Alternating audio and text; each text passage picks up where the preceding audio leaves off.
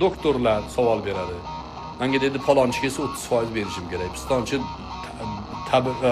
kasal bo'lib kelsa, palonchi aptekaga jo'nataman. Pistonchi dori sotadigan men bilan shartnoma qiladi. Bo'ladimi shu?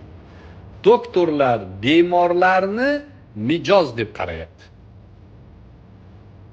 Tijoratning birinchi oltin qoidasiga amal qilmayapti. Birinchi doktorlar qilish kerak edi amal. Nima? Uni ehtiyojini qondirish kerak edi. Vazifasi uni bemorligini tuzatish kerak edi. Tuzatgandan keyin unga pulni berardi shundoq. Yo'q, u kasal bo'lsa ham, to'g'ri ma'noda tuzalsa ham, unga 4 ta aptekadan dori yo'syapti-da. To'g'rimi? Ana uni 30% ni hisobga olyapti. Ana yuborganligini hisobga olyapti. Nima bo'ladi endi? Fatvosi bordir, xo'p, qidirib topar, mayli. Lekin qani tijoratdagi insof qoidasi? Qarshi tarafni mijoz emas, qarshi tarafni o'zidan ko'ra muhtojroq, menga muhtoj bu, men buni oldida majburman deb qarash kerak. Tijoriy nom. Bu musulmonchilikdan gapirmayapman men. Musulmonchilik endi baland narsa u.